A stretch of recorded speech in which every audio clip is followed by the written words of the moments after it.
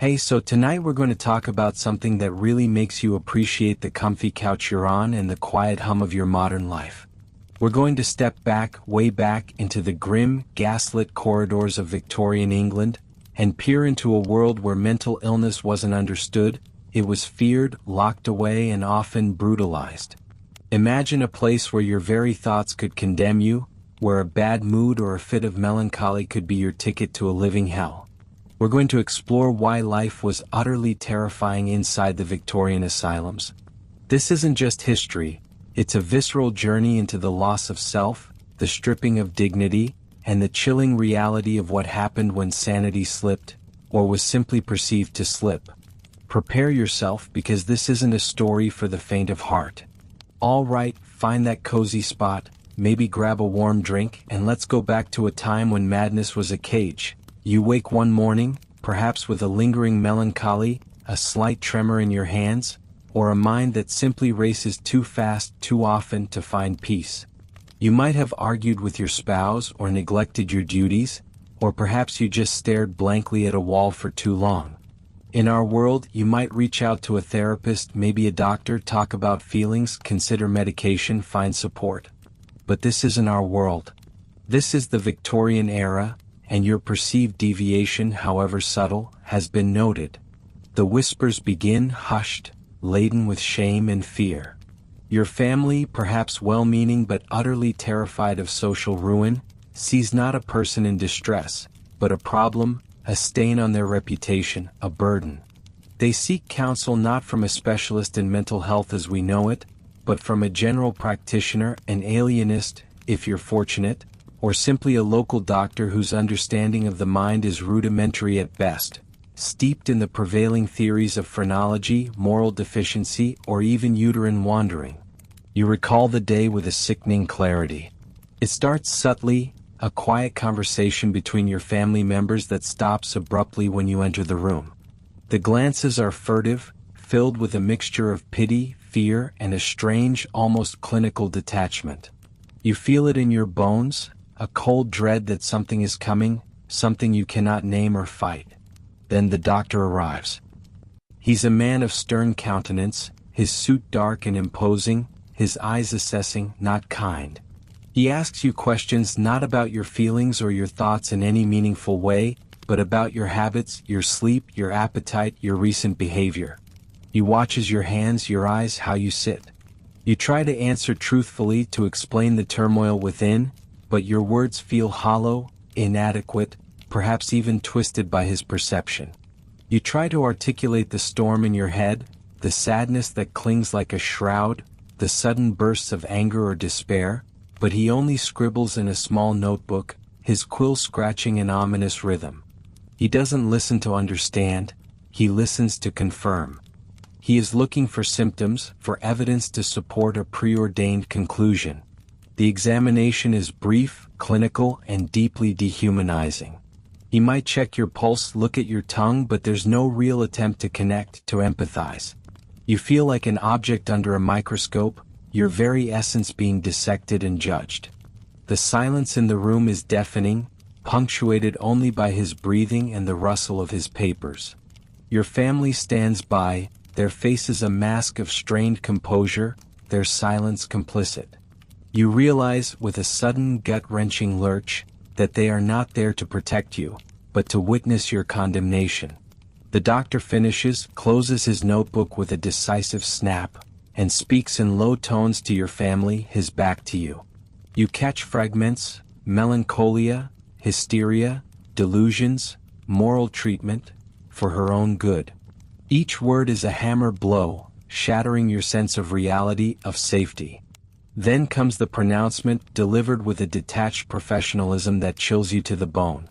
You are to be placed under care for your own well-being, for the safety of others. The words are polite, almost gentle, but the meaning is brutal. You are no longer free. You are no longer trusted with your own mind. You protest, of course. You plead, you argue, you try to reason. You tell them you are fine, that you will try harder, that you will be better. But your pleas are dismissed, your arguments seen as further proof of your irrationality, your distress interpreted as agitation, your tears as emotional instability. You are trapped in a narrative not of your own making, a narrative that has already been written, sealed, and signed. The preparations are swift and unsympathetic. You are told to pack a small bag, but even that is done under supervision. Your choice is scrutinized. Your protests become more frantic, your fear a tangible thing, a cold knot in your stomach. You are no longer a person with agency, but a problem to be contained. The door opens and two large men, often referred to as keepers or attendants, stand on the threshold. Their faces are impassive, their hands large and calloused. They are not gentle. They are there to enforce, to contain, to transport. You feel a surge of defiant energy, a primal scream threatening to erupt, but it is quickly stifled by the overwhelming sense of helplessness. You are alone, utterly, terrifyingly alone, even surrounded by your own kin. They lead you out, not gently but firmly, their hands on your arms, guiding you, propelling you. You glance back at your home, the place of comfort and familiarity, now a receding dream. The faces of your family are etched with a mixture of relief and sorrow, but none step forward to stop it. The street is bustling, but you feel utterly isolated. The sounds of hawkers, carriage wheels, and distant laughter seem to mock your internal terror. You are being escorted, a public spectacle, though most passers-by avert their gaze, recognizing the grim procession for what it is. The shame is a burning brand on your forehead. A closed carriage awaits, nondescript, perhaps even a bit shabby. It's not a grand conveyance, it's a functional, discreet vehicle for a shameful cargo. You are ushered inside, the door closing with a heavy thud that echoes the finality of your situation. The interior is cramped, smelling faintly of old leather, dust, and something indefinable, perhaps the ghosts of those who came before you. The windows are small, perhaps even barred, offering only a distorted view of the world you are leaving behind. You press your face against the glass, trying to imprint the last images of freedom onto your mind, but they blur, becoming indistinct like a fading memory. The carriage lurches forward, and the rhythmic clip-clop of hooves on cobblestones becomes the soundtrack to your descent into the unknown. You are bound, perhaps not with ropes, but with an invisible cord of societal judgment and medical authority. You try to rationalize, to tell yourself it's a temporary measure, a period of rest, of recovery. But the cold dread tells a different story. The journey feels interminable, each mile taking you further from everything you know, everything that defines you. You might see glimpses of the countryside, green fields, distant trees, but they offer no solace. They are simply a backdrop to your unfolding nightmare. You try to speak to the attendants, to ask where you are going, what will happen, but they respond with grunts or monosyllabic answers, their faces remaining impassive. They are simply doing their job, a job that involves transporting the unwanted, the inconvenient, the mad, to a place where they will cease to be a problem for polite society. You are a package, nothing more. The air in the carriage grows heavy, suffocating. You feel a desperate urge to scream, to kick, to fight, but the futility of it all washes over you, paralyzing you. Your throat is tight, your eyes sting with unshed tears. This is not a journey to healing, it is a journey to erasure. You are no longer a person with a name, a history, a family. You are becoming a patient, an inmate, a cipher. The iron door of the asylum, though yet unseen, is already swinging shut in your mind, sealing you away from the world, from yourself. The terror is not just of the unknown, but of the known, the knowledge that your identity, your very existence, is being systematically stripped away piece by agonizing piece. The outside world has made its judgment, and now you are to face its consequences, alone. Your modern self, reading this, can barely conceive of such an arbitrary and absolute loss of freedom, a loss based on perception rather than proven danger, a loss sanctioned by family and state, a loss that feels like a death sentence to your very soul. The carriage rattles on, carrying you inexorably towards your new reality. The carriage eventually grinds to a halt. The sudden silence, after the long rhythmic clatter, is jarring, almost deafening. You lift your head, stiff from the journey, and peer out the small, grimy window. What greets you is not the quaint, comforting architecture of a home, nor the bustling anonymity of a city street. Instead, you are confronted by a formidable, imposing structure, often set apart from the main thoroughfare, sometimes nestled in a desolate landscape, its purpose unmistakably clear from its very design. This is no hospital as you understand it. This is a fortress of segregation. The building looms, a stark, often gray or dark brick edifice, its windows numerous but small, often barred, like eyes that watch without seeing. The architecture is severe, utilitarian, designed for containment rather than comfort. It might be Gothic in its attempt to inspire awe and fear, or starkly utilitarian, a monument to the industrial age's approach to social problems. There's a high, spiked fence or a thick, stone wall, marking a boundary that feels absolute. A heavy, iron gate, often manned by another impassive figure, swings open with a groan that seems to echo your own internal despair. The air itself feels different here, heavy with an unspoken sorrow, a faint, metallic tang that might be the smell of stale air or simply the scent of hopelessness. You are led out of the carriage. Your legs are shaky, your muscles protesting the long confinement. The attendants, still silent and grim, guide you towards a massive oak door, studded with iron, a door that seems to swallow light. It is not an inviting entrance. It is a portal to another world. As you approach, you might hear faint sounds filtering through the thick walls, a muffled cry, a distant moan, a peculiar high-pitched laugh that sends shivers down your spine. These are the first auditory clues that you are entering a realm where the normal rules of human interaction do not apply, where the raw edges of human suffering are exposed. The door opens not into a welcoming foyer, but into a dimly lit vestibule, often cold and echoing. The air inside is thick, heavy, a distinct assault on your senses. It carries the pervasive, unsettling odor of disinfectant, stale institutional food, unwashed bodies, human waste, and something else, a cloying sweetness, perhaps from cheap air fresheners meant to mask the deeper, more offensive smells. It's a smell that will soon become synonymous with your new existence, a smell that will cling to your clothes, your hair, your very skin. You are not greeted with warmth or compassion. Instead, you are met by a stern-faced matron or another attendant, often dressed in practical, dark clothing. Their gaze is not curious or empathetic. It is one of practiced assessment, categorizing you before you even speak. You are no longer a unique individual. You are a new admission, another unit to be processed. Your name, your history, your hopes, your fears, they are all rendered irrelevant in the face of the institutional machinery. The admission process is swift and brutal in its efficiency. You are led to a small, stark room, devoid of any personal touches. Here you are stripped of your clothes. Every stitch of fabric that connects you to your former life, your identity, your individuality, is removed. The rough hands of the attendants are impersonal, clinical, leaving you feeling utterly exposed and vulnerable.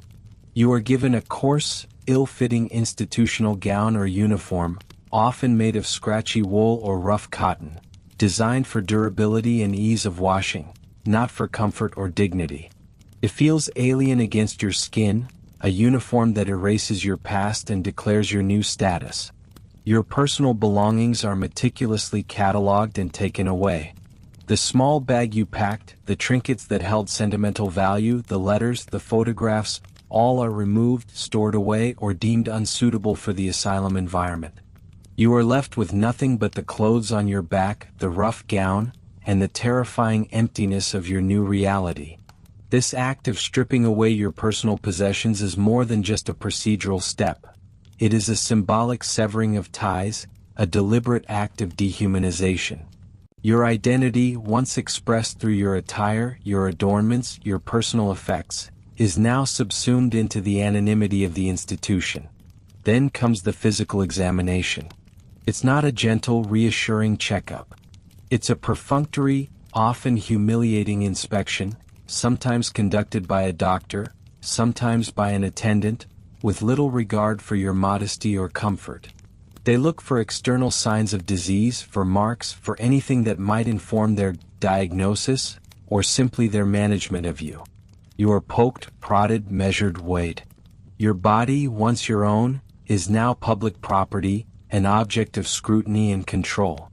The cold hands, the indifferent gaze, the stark lighting, it all contributes to a profound sense of violation. You are no longer a sentient being with feelings and boundaries, but a specimen, a case study, a problem to be solved or, more often, simply managed. During this process you might catch glimpses of other inmates. Their faces are gaunt, their eyes hollow, their movements erratic or strangely subdued. Some stare blankly, others mutter to themselves, some make strange, guttural noises. Their appearance, their behavior, is a chilling preview of your potential future, a mirror reflecting the depths of despair that await you. The air is punctuated by their sounds, a cacophony of human anguish that is both frightening and deeply saddening. You realize with a sickening certainty that you are now one of them.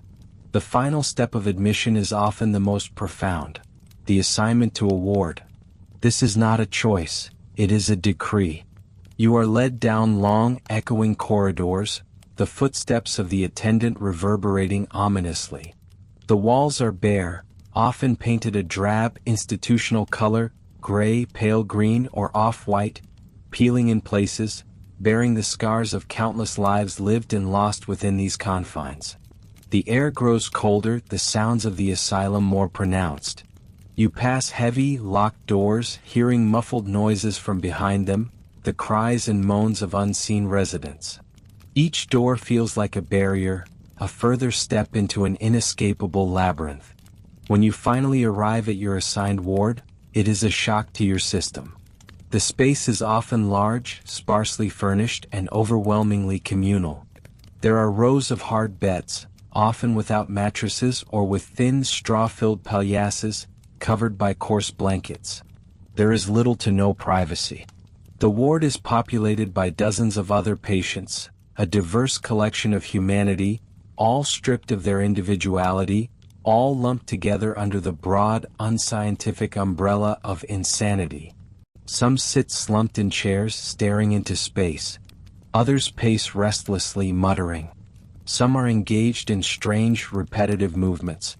A few might eye you with a mixture of curiosity and suspicion, their expressions unreadable. The noise is a constant, unsettling hum. The shuffling of feet, the low moans, the sudden outbursts, the rattling of keys, the distant shouts of attendants. It's a symphony of human distress, a constant reminder of where you are and what you have become. The light, often dim and artificial, casts long, dancing shadows that seem to distort reality, making the already unsettling environment even more menacing.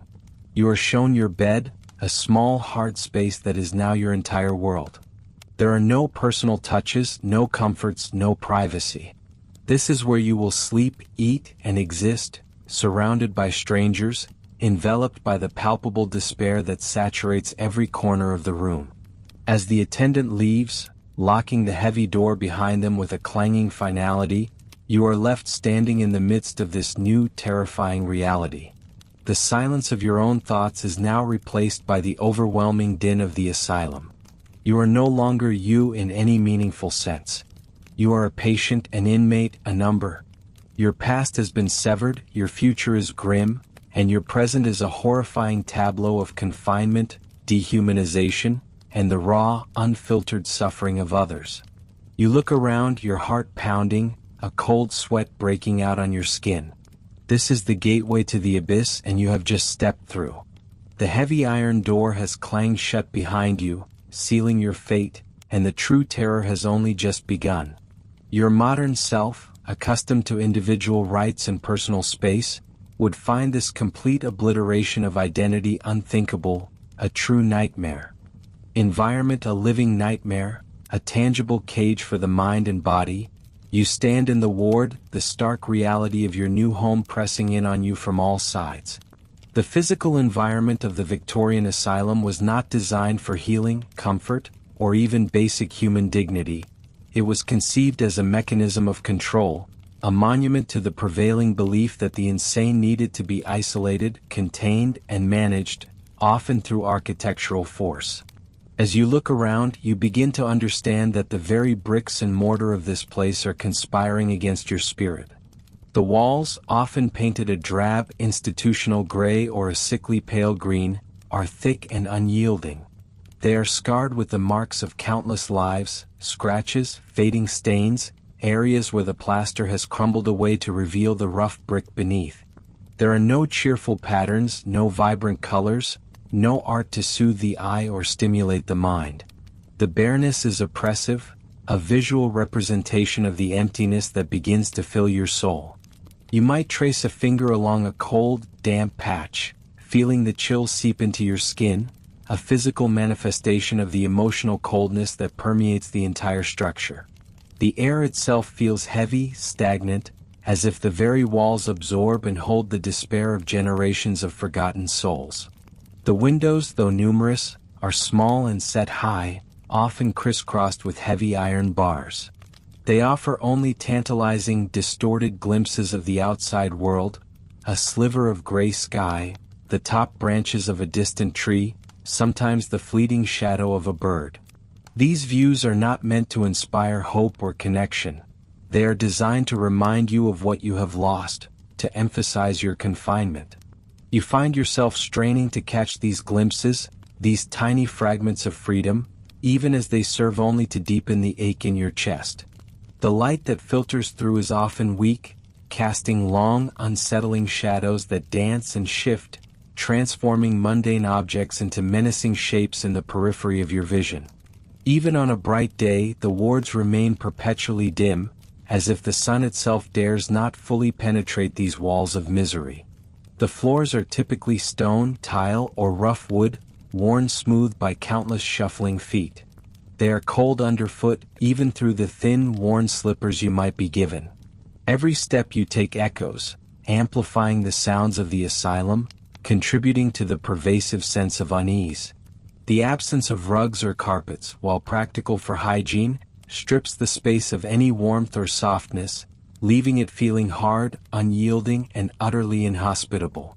You might see cracks in the tiles, small imperfections that your mind, desperate for distraction, begins to fixate on, turning them into patterns, faces, or maps of escape. The beds, your only personal space, are arranged in long, monotonous rows. They are often simple iron frames, sometimes bolted to the floor, topped with a thin straw mattress or a hard wooden pallet. The blankets are coarse, scratchy wool, offering little comfort against the pervasive chill. There are no pillows, or perhaps a hard, lumpy one filled with more straw. The lack of privacy is absolute. You are constantly exposed, your sleep, your moments of quiet despair, your bodily functions, all are visible to anyone in the ward. The proximity to so many others, each suffering in their own way, means that true rest is a rare and precious commodity. You hear the moans, the restless turning, the sudden cries, the grinding teeth of your neighbors throughout the night, a constant reminder that you are never truly alone, never truly safe within your own mind. Beyond the main ward, the asylum unfolds into a labyrinth of corridors and specialized rooms, each designed for a specific, often terrifying purpose. You might be led down long, echoing passageways, their bare walls stretching endlessly, punctuated by heavy, locked doors. The sound of keys rattling in a lock becomes a familiar, chilling sound, a constant reminder of your lack of freedom. These corridors are often poorly lit, creating a sense of foreboding, a feeling that something unseen lurks in the shadows. The air in these passages can be even fouler, a stagnant mix of human odors, disinfectant, and the lingering scent of despair. You might pass the refractory ward, a place whispered about in hushed tones, where the most difficult or violent patients were housed. The sounds emanating from these locked rooms are often more intense, more guttural, screams, banging, the frantic rattling of chains. The thought of being sent there, of being deemed too unruly even for the general ward, is a constant, gnawing fear. The doors of these rooms are often thicker, reinforced, with small, barred peepholes through which attendants could observe without entering. The very existence of such a place, a visible manifestation of severe restraint, casts a long shadow over the entire institution. Then there are the treatment rooms. These are not the sterile, brightly lit spaces of modern medicine. They are often cold, sparsely equipped chambers, designed for procedures that would horrify your modern sensibilities. You might see an iron chair with straps, a large metal tub for prolonged cold baths, or even a primitive electroshock device. The instruments of control and cure are starkly visible, a constant threat. The air in these rooms seems to hum with residual fear, the echoes of past struggles, the faint, metallic scent of blood, or the acrid smell of chemicals used in various dubious therapies. The very sight of these tools is enough to send a chill down your spine, knowing that at any moment, you could be the next recipient of their brutal ministrations. The day rooms or common areas are equally devoid of comfort. They are often large, cavernous spaces with hard benches or uncomfortable chairs, where patients are expected to sit, often in silence, staring blankly ahead. There are no books, no games, no stimulating activities. The purpose is simply to contain, to supervise, to keep patients from causing trouble. The silence, broken only by the occasional moan or muttering, is heavy, oppressive, driving you further into the confines of your own troubled mind. The lack of intellectual or creative stimulation is a slow, insidious form of torture, allowing your thoughts to spiral, to fester, to become even more distorted. Even the outdoor spaces, the airing courts or exercise yards, offer little respite. They are typically enclosed by high walls, often topped with broken glass or barbed wire, ensuring no escape. The ground is often bare earth, trodden into mud or rough gravel. There might be a few hardy, neglected trees or some patchy grass, but no vibrant gardens, no pleasant pathways. The sky, though visible, feels distant, unreachable. You are allowed out for short, supervised periods, a controlled exposure to the elements that serves to remind you of your incarceration rather than offering true freedom. The fresh air, though a welcome change from the stale indoor atmosphere, is tainted by the constant reminder of your captivity. The entire asylum is a self-contained world, a universe designed to isolate, to control, to strip away your individuality and replace it with the uniform identity of patient.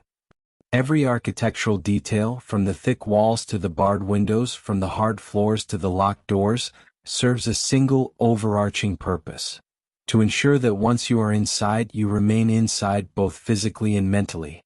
The constant echoes, the dim lighting, the pervasive smells, the lack of privacy, the visible instruments of control, all combine to create an environment that is not just uncomfortable, but actively hostile to your mental well-being.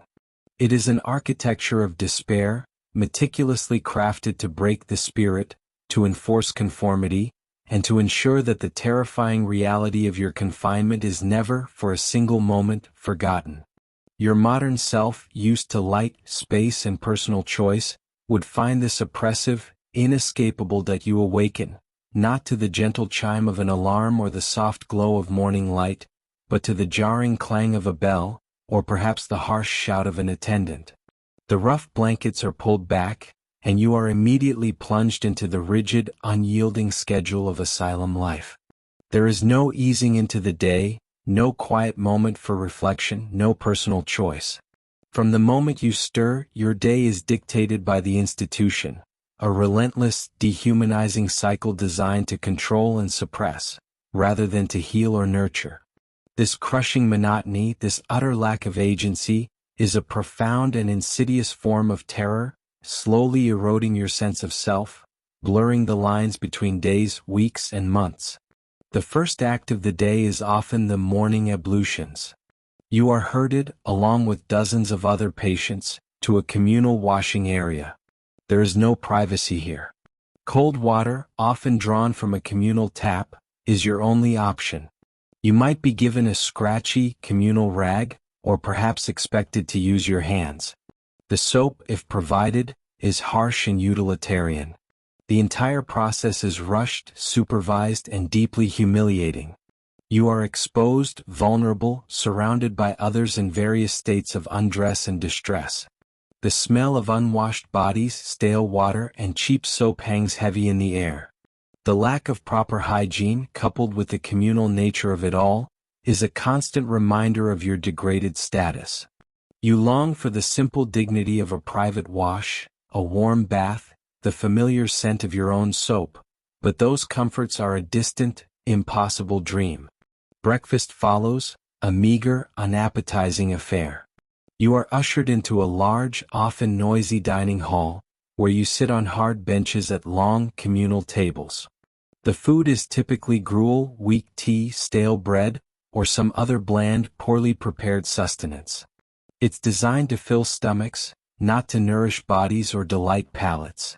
The portions are small, often insufficient, and the quality is consistently poor. You eat in silence, or amidst the cacophony of the dining hall, the clatter of tin plates, the guttural sounds of some patients, the occasional shouted command from an attendant. The taste is bland, often revolting, and you force it down, knowing that this is all you will get until the next meal. The lack of flavor, the sameness of the food, becomes another layer of the monotony, another small deprivation that grinds down your spirit. After breakfast, the work begins. Many Victorian asylums, particularly the large public institutions, relied heavily on patient labor to offset costs. You might be assigned to laundry duties, scrubbing endless piles of soiled linens in harsh, cold water. Or perhaps you'll be in the kitchen, peeling vegetables, washing dishes, your hands raw and chapped. Some patients worked in the asylum's gardens, tending vegetables or maintaining the grounds, always under the watchful eye of an attendant. Others might be set to mending clothes, cleaning wards, or performing other menial tasks. The work is often monotonous, physically demanding, and utterly soul-destroying. There is no sense of accomplishment, no pride in your labor, only the endless repetition of tasks that serve the institution, not your own recovery. This forced labor is presented as therapeutic, a way to instill discipline and routine, but in reality, it is a form of exploitation, stripping you of your time, your energy, and any last vestige of self-worth. You are not paid. Your payment is your continued confinement, your meager meals, your hard bed.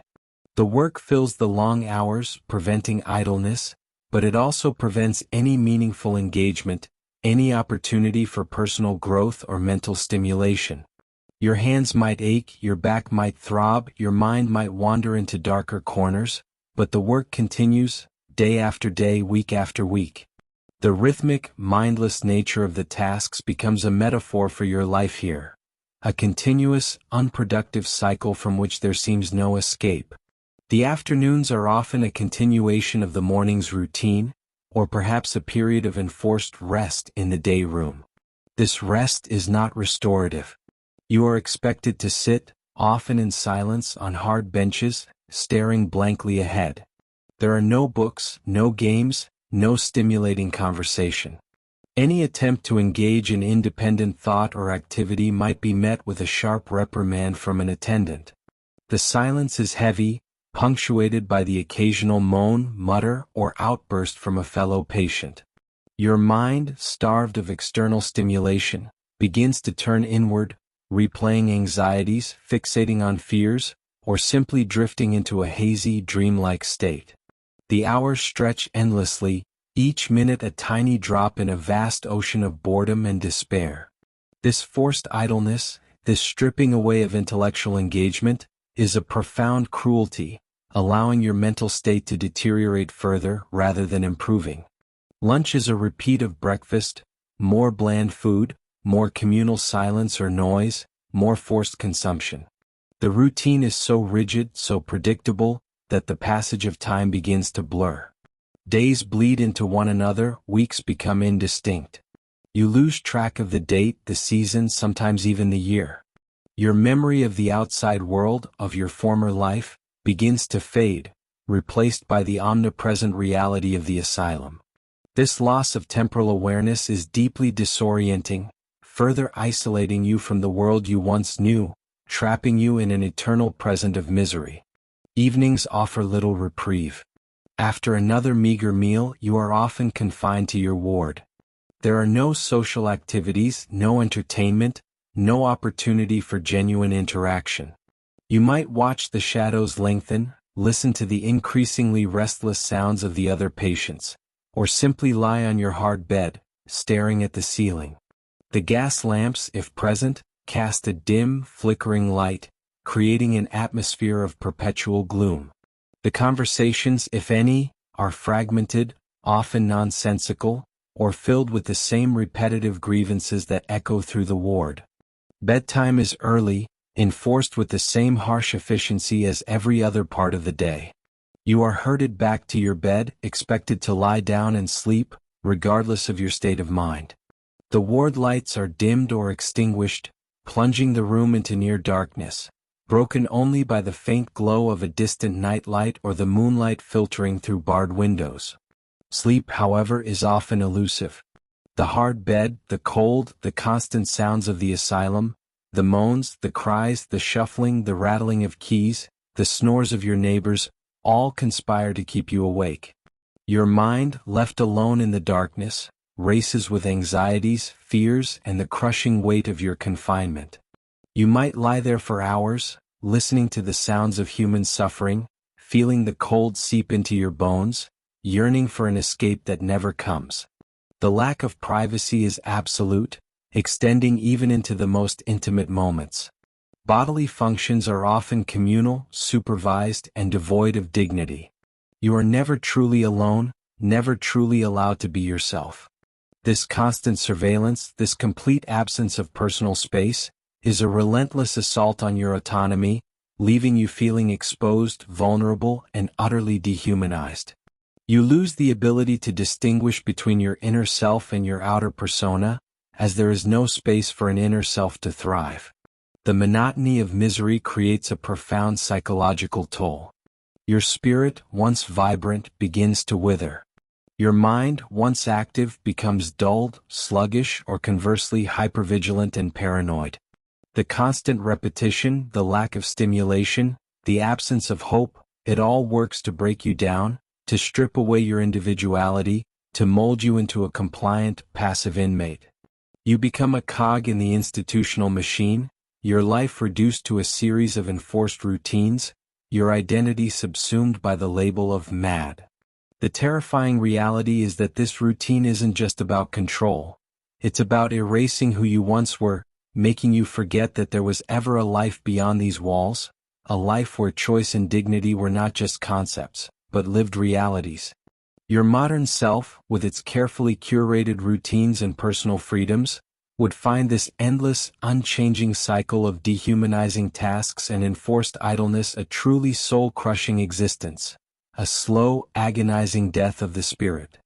You find yourself ushered into one of the dreaded treatment rooms, the very air thick with the faint scent of fear and a metallic tang that could be blood or simply the cold, institutional smell of iron. In the Victorian Asylum, treatment often bore little resemblance to modern therapeutic practices. Instead, it was a grim, often brutal array of interventions designed not to understand or heal the mind, but to subdue, punish, or simply shock the insane back to a semblance of normalcy. To be subjected to these methods was to experience a profound violation, a physical and psychological assault that left indelible scars. One of the most common and terrifying treatments was mechanical restraint. You might find yourself strapped into a straitjacket, its canvas rough and unforgiving against your skin, binding your arms tightly across your chest, making movement impossible. The feeling is suffocating, claustrophobic. Your chest heaves, struggling for breath, but the straps hold you fast.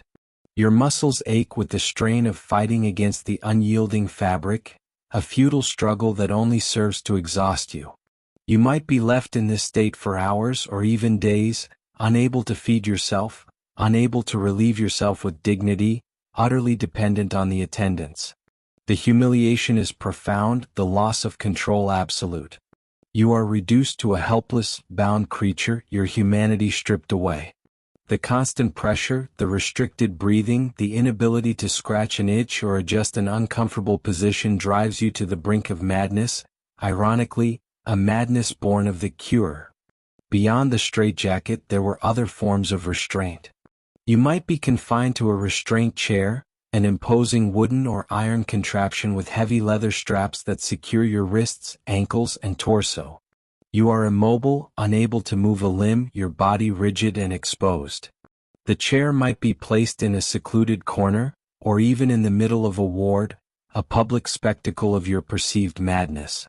The feeling of being so utterly immobilized, so completely at the mercy of your captors, is terrifying. Your mind races, screaming for release, but your body remains trapped, a prisoner within its own skin.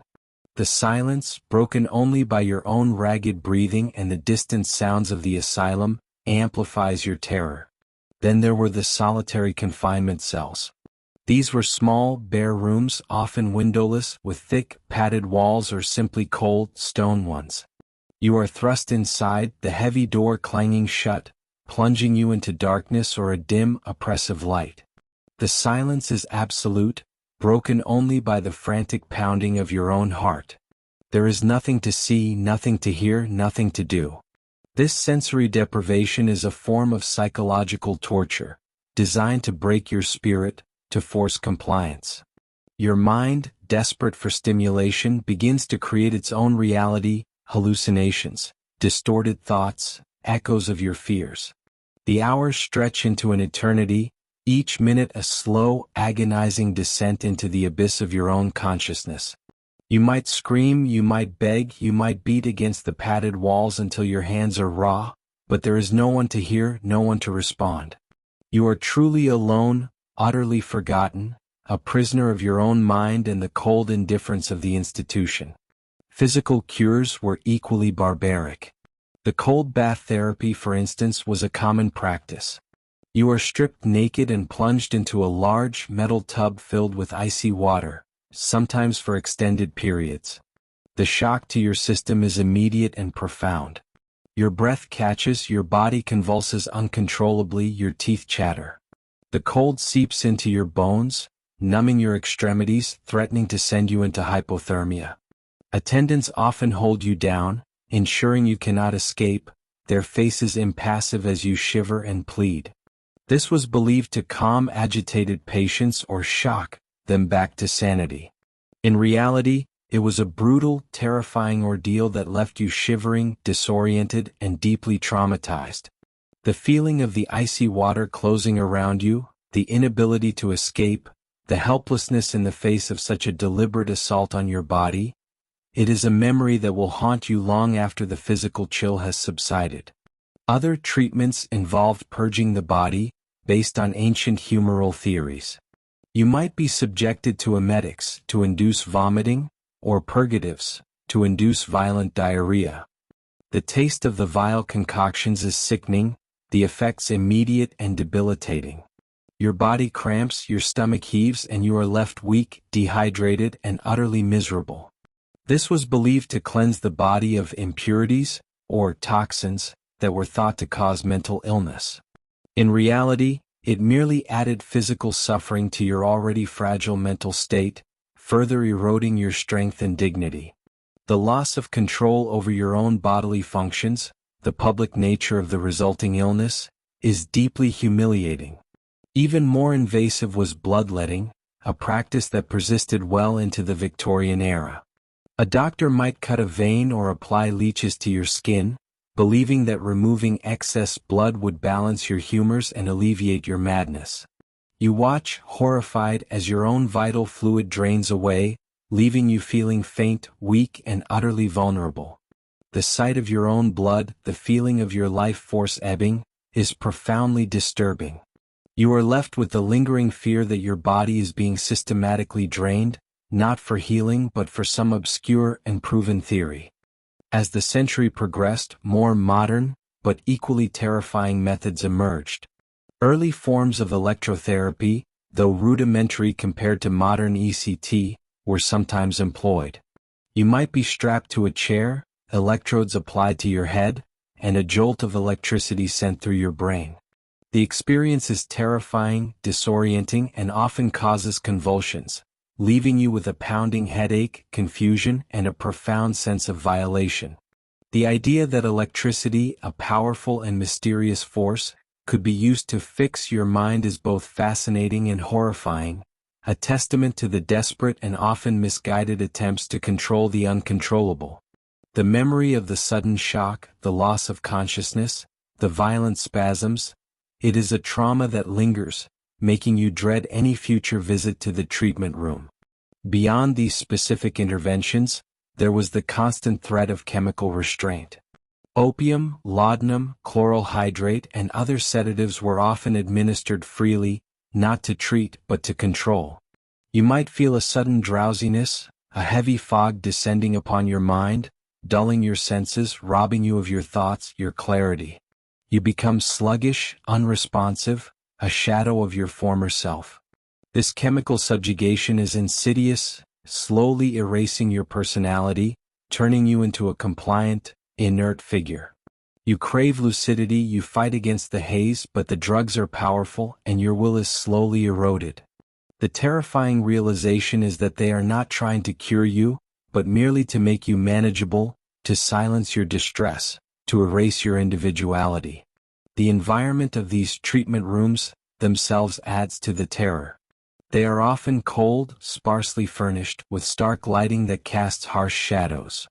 The instruments of restraint and cure are often visible, a constant reminder of the pain and humiliation that awaits. The sounds, the clanking of chains, the muffled cries from behind closed doors, the stern voices of the attendants, the rhythmic creak of a restraint chair, all combine to create a symphony of suffering that assaults your senses and batters your spirit. To be subjected to these treatments is to experience a profound loss of bodily autonomy, a systematic assault on your physical and psychological integrity. You are no longer a person with rights or feelings, you are a body to be manipulated, a mind to be broken, a problem to be solved through force.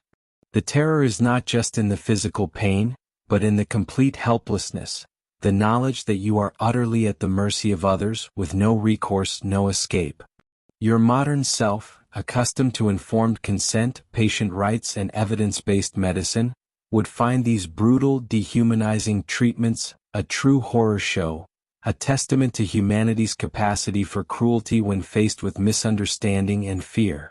The memory of these experiences, both personal and observed, indelibly marks you, leaving you with a deep-seated trauma that no amount of time or distance can ever truly erase. You navigate the bleak corridors of the asylum, constantly aware of the figures who hold absolute power over your existence, the keepers and the doctors. Unlike the trained, empathetic mental health professionals of today, these individuals in the Victorian era often embodied a chilling blend of ignorance, indifference, and sometimes outright cruelty, transforming them into figures of dread rather than solace. Their presence is a pervasive, inescapable source of terror, for your fate, your comfort, and even your very sanity rest entirely in their hands. The keepers or attendants are your most immediate and constant oppressors. They are not trained nurses or therapists. They are typically working-class men and women, often with little to no formal education in mental health. Their primary qualification is often physical strength and a willingness to follow orders. Their job is not to heal but to maintain order, to enforce rules, to restrain, and to control. Their uniforms, if they have them, are practical and stern, reflecting their function as jailers rather than caregivers. Their faces are often hardened, impassive, their eyes holding a weary cynicism or a cold detachment that offers no hint of compassion. You learn quickly to read their moods, to anticipate their commands. A gruff tone, a sudden tightening of their jaw, a particular way they hold their keys, these subtle cues become matters of survival. You walk a tightrope, constantly fearing their displeasure. A wrong word, a moment of perceived defiance, a failure to comply with an unreasonable demand, can result in swift and brutal punishment. You might be roughly handled, shoved, or subjected to a torrent of verbal abuse. The threat of mechanical restraint, of solitary confinement, hangs heavy in the air, a constant reminder of the consequences of disobedience. Their power is absolute, their authority unquestioned within these walls. Many keepers are overworked, underpaid, and deeply frustrated by the endless, thankless task of managing large numbers of distressed and often difficult patients. This frustration often manifests as impatience, anger, and a lack of empathy.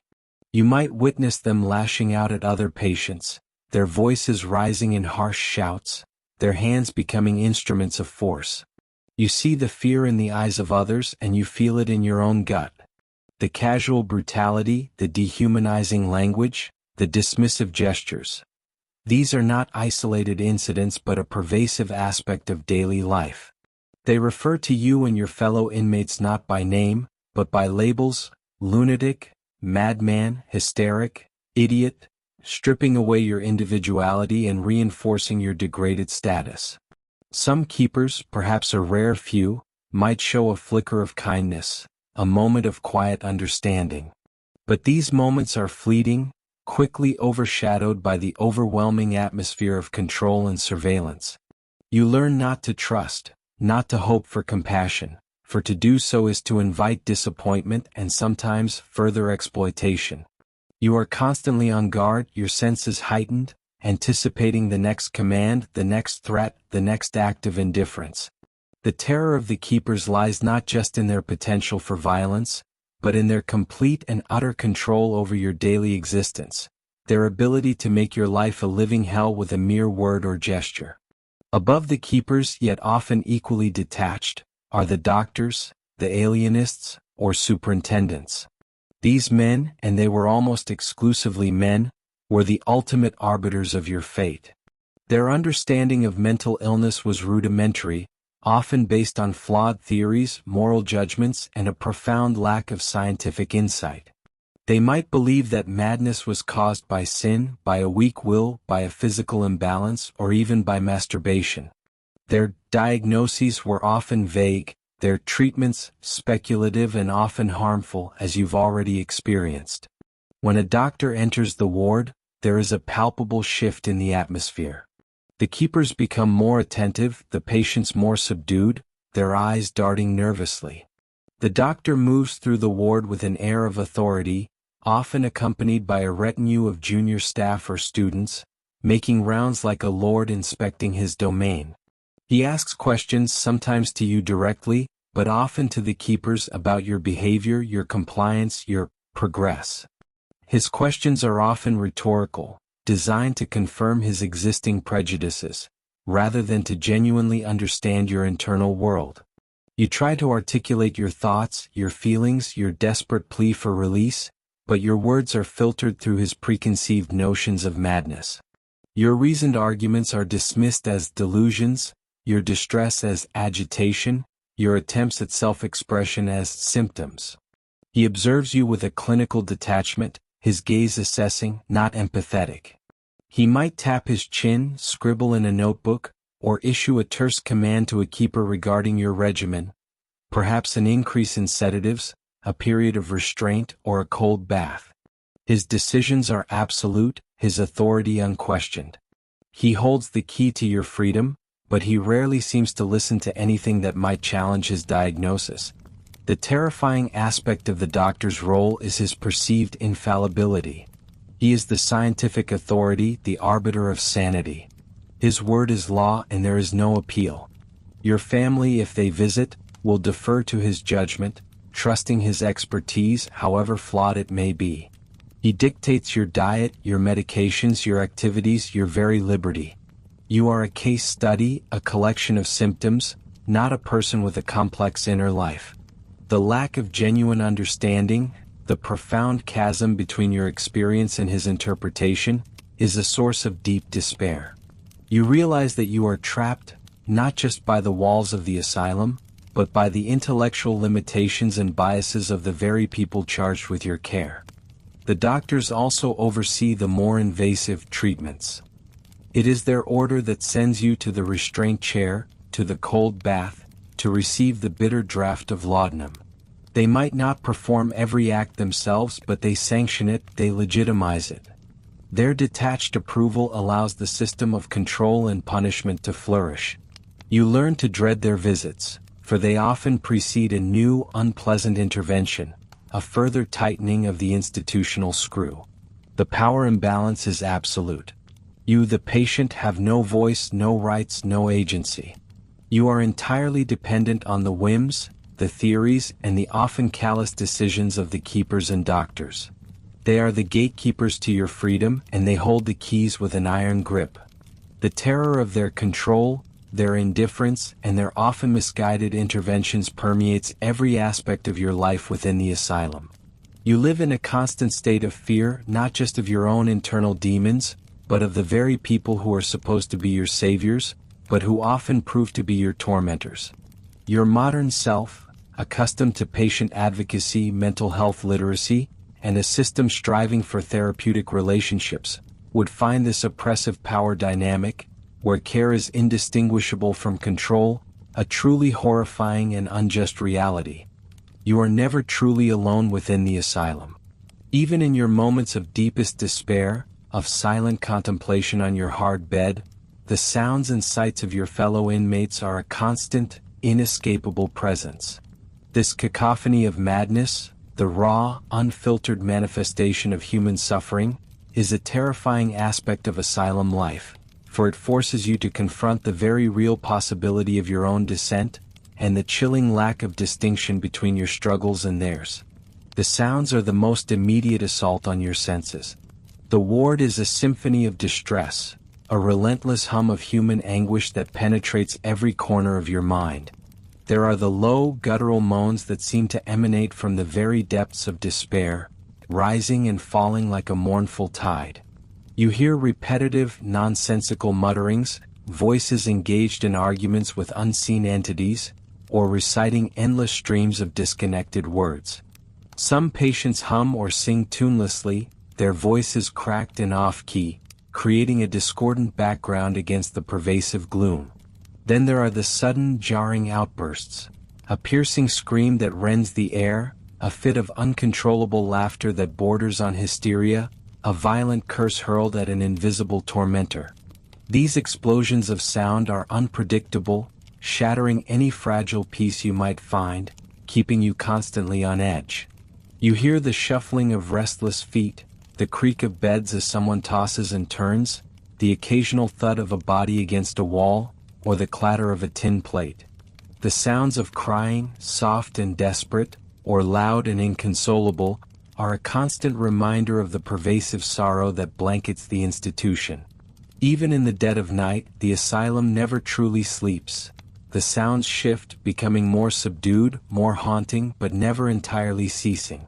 The sights are equally disturbing. You are surrounded by bodies that betray the profound toll of institutionalization. Faces are gaunt, eyes often hollow or darting with paranoia, sometimes fixed in a blank, unseeing stare. Hair is unkempt, clothing is ill-fitting and drab, reflecting the lack of personal care and dignity. You see bodies contorted into strange postures, limbs twitching with involuntary movements, hands clasped tightly or wrung in anguish.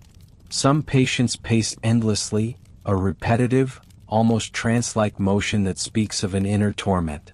Others sit slumped in chairs, utterly still, their gaze fixed on some distant, unseen point, their minds seemingly elsewhere.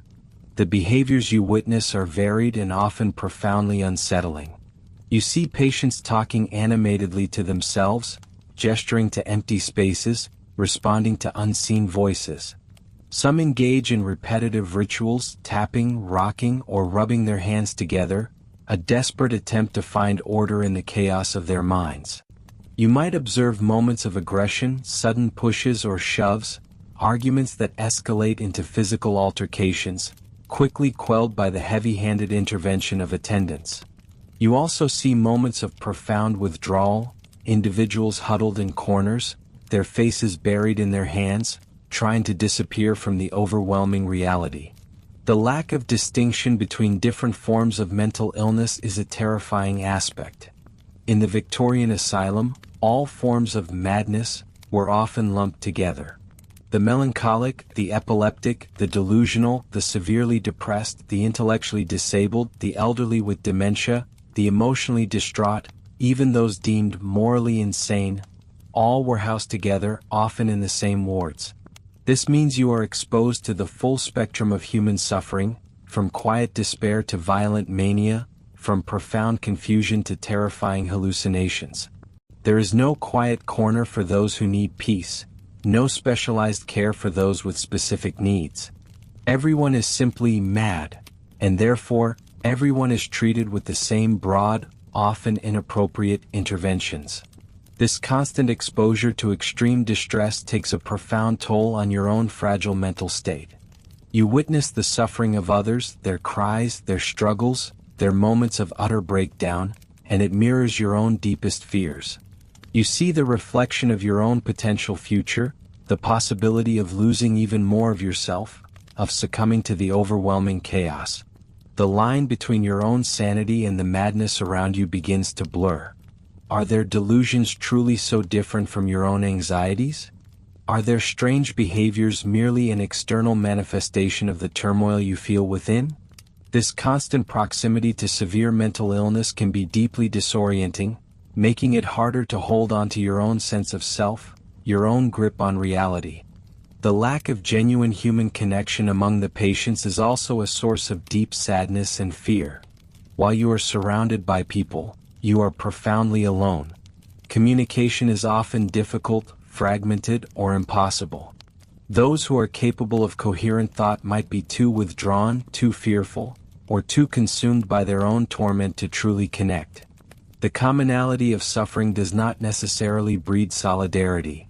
Often, it breeds suspicion, fear, and further isolation. You might find yourself avoiding eye contact, retreating into yourself, building mental walls to protect your fragile inner world from the overwhelming external chaos. The environment fosters a sense of pervasive anxiety.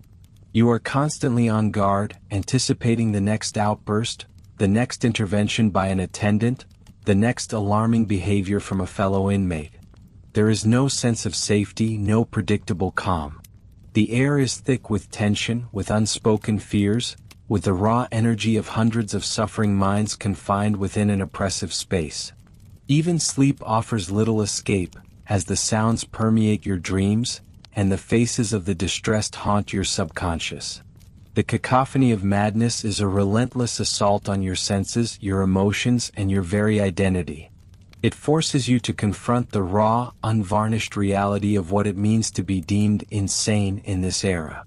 It strips away any romantic notions of madness, revealing instead a harsh, often terrifying landscape of human suffering. You are not just a patient, you are a witness, a participant in a living nightmare, surrounded by reflections of your deepest fears. Your modern self, accustomed to nuanced conversations about mental health, diverse therapeutic approaches, and the importance of a supportive environment, would find this undifferentiated, overwhelming environment of acute suffering a truly terrifying and counterproductive setting, a place where the mind is driven further into darkness, rather than guided towards the light. You feel a persistent chill in the air, a dampness that seems to cling to your bones even in the warmest months. The pervasive smell of disinfectant, stale food, and human waste is a constant companion, but beneath it, you detect other, more insidious odors, the sweet, sickly scent of disease, the tang of unwashed bodies, the putrid smell of infection. In the Victorian Asylum, life was not just terrifying due to psychological torment and brutal treatments.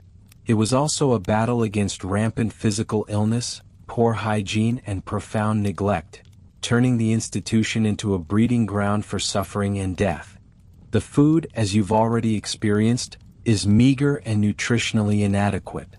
It's often cheap, poorly prepared, and monotonous. Gruel, watery soup, stale bread, perhaps a small portion of tough meat or boiled vegetables.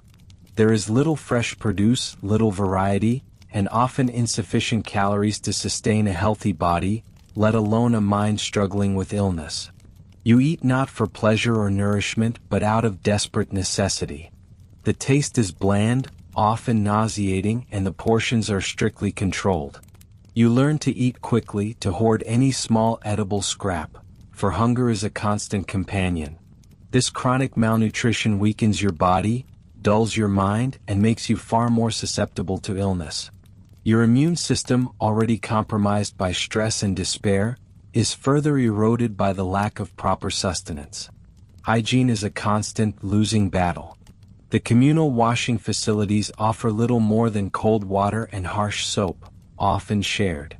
Personal cleanliness is a luxury rarely afforded. You might go for days or even weeks without a proper bath, your body accumulating the grime and odors of the institution.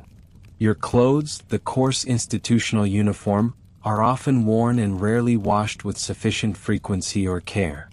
They become stiff, scratchy, and permeated with the pervasive smells of the asylum. The lack of clean linens, the infrequent change of clothes, the communal nature of everything, it all contributes to an environment ripe for the spread of disease. The sanitation is appalling by modern standards. Latrines are often communal, poorly maintained, and perpetually foul-smelling. Waste is not always disposed of efficiently, leading to a constant presence of human excrement and urine, particularly in the more overcrowded or neglected wards. The floors might be swept, but true cleanliness is elusive. Rodents and insects are common inhabitants, scurrying through the shadows, a constant reminder of the unsanitary conditions. The air is thick with the stench of human waste, often masked by ineffective disinfectants that only add another layer to the nauseating blend of odors. This pervasive filth is not just unpleasant, it is a direct pathway for illness. Consequently, disease runs rampant through the asylum. Tuberculosis, known as consumption, is a silent killer, its cough a familiar, chilling sound echoing through the wards. The close quarters, the poor ventilation, the weakened immune systems of the patients, all create a perfect environment for its spread. You might witness a fellow patient wasting away, their cough growing weaker, their breath more ragged, until one morning their bed is empty, their silent departure a grim reminder of your own mortality. Dysentery and other gastrointestinal illnesses are also common, fueled by contaminated food and water and poor sanitation. You experience the sudden violent cramps, the debilitating diarrhea, the relentless weakness that leaves you clinging to your bed, utterly drained.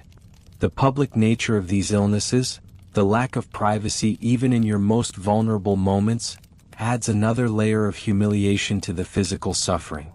The sheer number of patients suffering from these ailments overwhelms the limited medical resources, meaning relief is slow to come, if it comes at all. Fevers, respiratory infections, skin conditions like scabies and lice. These are everyday occurrences. You might wake with an itching sensation, only to discover tiny parasites crawling on your skin, a horrifying testament to the unsanitary conditions. The constant scratching, the raw skin, the shame of it all, becomes another source of torment. The lack of proper medical attention for these common ailments means that minor infections can quickly escalate into serious, life-threatening conditions. A simple cut can become a festering wound, a persistent cough can turn into pneumonia. The medical care, when available, is rudimentary and often ineffective. The asylum doctor, already burdened with administrative duties and a profound lack of understanding of mental illness, has little time or resources for physical ailments. Treatments are often palliative at best, or as with the treatments for madness, more harmful than helpful. Pain relief is scarce, antibiotics are non-existent, and preventative care is a foreign concept. You are expected to endure your physical suffering with the same stoicism demanded for your mental anguish.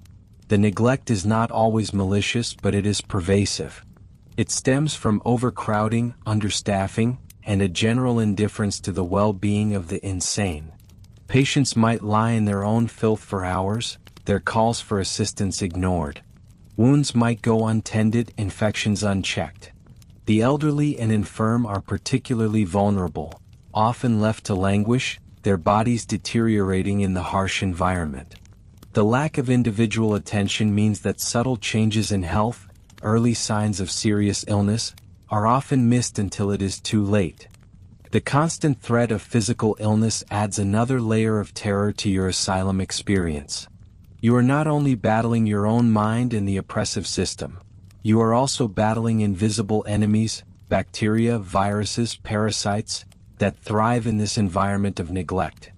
Every cough, every ache, every stomach cramp becomes a source of anxiety, a potential harbinger of a more serious, perhaps fatal illness. You watch others sicken and die, their bodies carted away, and you know that you are equally vulnerable. The ultimate horror of this neglect is the blurring of lines between mental and physical suffering. Often, physical ailments are dismissed as mere symptoms of madness, or simply ignored. Your complaints of pain, of discomfort, of sickness, might be met with skepticism, a dismissive wave of the hand, or even a reprimand for complaining. This invalidation of your physical reality is deeply disorienting, further eroding your sense of self and your trust in your own perceptions.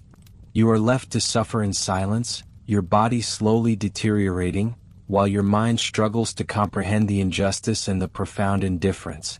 Your modern self, accustomed to public health standards, readily available medical care, and a focus on holistic well-being, would find this systematic neglect and rampant disease within an institution meant to care for people a truly horrifying and inhumane betrayal, a testament to a dark chapter in human history. You have endured the arbitrary committal, the brutal admission, the oppressive architecture, the dehumanizing routine, the torturous treatments, the indifferent keepers, the clueless doctors, and the relentless cacophony of suffering. Now you realize the most profound terror of the Victorian asylum is the slow, insidious erosion of your very self, the systematic unraveling of your identity, until you become little more than a ghost of who you once were. This ultimate loss, the blurring of reality, and the longing for oblivion, is the final, chilling chapter of your nightmare. The constant lack of privacy means you are never truly alone with your thoughts. Every action, every expression, every moment of distress is observed, judged, and often misinterpreted. There is no space for introspection, no opportunity to process your emotions in peace. Your inner world, once a sanctuary, is constantly invaded by the external chaos of the asylum, by the sounds and sights of others suffering, by the demands and surveillance of the staff. You learn to suppress, to hide, to retreat further within yourself, but even that becomes a battle against the pervasive intrusion. The enforced monotony and lack of intellectual stimulation dull your mind. Your memories of the outside world, of your loved ones, of your past life, begin to fade, becoming hazy and indistinct, like old photographs bleached by the sun. You struggle to recall names, dates, familiar places. The vibrant tapestry of your personal history unravels, replaced by the stark, unchanging reality of the asylum. This loss of memory is profoundly disorienting, leaving you feeling untethered, adrift in a timeless present. Who are you if you cannot remember who you were? The constant invalidation of your perceptions, your feelings, your attempts at reason chips away at your sense of reality. Your protests of sanity are dismissed as delusions. Your distress is labeled as agitation. Your attempts to communicate are met with indifference or a dose of sedatives. You begin to question your own mind, your own sanity. If everyone tells you that you are mad, that your perceptions are false, that your feelings are irrational, how long can you hold on to the belief that you are sane?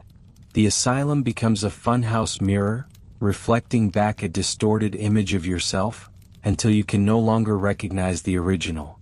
The dehumanizing treatment, the stripping of clothes, the communal living, the rough handling, the lack of personal space, the constant surveillance, reduces you from a person to a mere body, a problem to be managed. Your individuality is erased, your dignity systematically dismantled. You are no longer addressed by your name, but by a label, a number, or a dismissive epithet. You begin to internalize this degradation, seeing yourself as they see you, a creature of madness, unworthy of respect or compassion. Your sense of self-worth plummets, leaving you feeling utterly worthless, a burden, a mistake. The lack of hope is the most crushing burden of all. You see others who have been here for years, their faces etched with despair, their spirits broken. You witness those who came in with a flicker of defiance slowly succumb to the crushing weight of the institution, their eyes becoming vacant, their movements sluggish, their minds retreating into an unreachable haze. You realize with a sickening certainty that escape is highly improbable. Your family, if they visit at all, do so less and less frequently, their initial concern replaced by a weary acceptance of your fate, or perhaps a lingering shame. You are forgotten, abandoned, left to rot within these walls. This profound sense of abandonment is a terror in itself. You are cut off from the world, from love, from purpose. The asylum becomes your entire universe, a bleak and inescapable cosmos. You yearn for contact, for a kind word, for a moment of genuine human connection, but such moments are rare, fleeting, and often fraught with suspicion. You are alone in a crowd of suffering, isolated by your own despair and the impenetrable walls of the institution. As the days turn into weeks, months, and potentially years, the line between your internal world and the external reality of the asylum blurs. Your thoughts become fragmented, your emotions dulled, your capacity for joy or even sustained sorrow diminished. You might find yourself retreating into a private world of fantasy, or succumbing to the strange logic of your own deteriorating mind. The constant repetition, the lack of stimulation, the emotional trauma, it all works to reshape your very consciousness. You are no longer the person who entered this place. You are a product of the asylum, a shadow of your former self, your personality eroded, your spirit broken. In this state of profound loss and despair, a chilling desire begins to take hold, the longing for oblivion. Death, once feared, now seems a merciful escape from the relentless torment of existence within these walls. You might find yourself contemplating it, fantasizing about it, seeing it as the only true freedom left. The thought of simply ceasing to be, of escaping the cold, the hunger, the noise, the indignity, the endless monotony becomes a perverse comfort. This is the ultimate victory of the asylum, to make life itself seem less desirable than non-existence. Your modern self, valuing individuality, personal growth, and the right to self-determination, would find this systematic erasure of identity and the crushing of the human spirit the most terrifying aspect of the Victorian asylum. It is not just about physical pain or discomfort. It is about the destruction of the very essence of what makes you, you.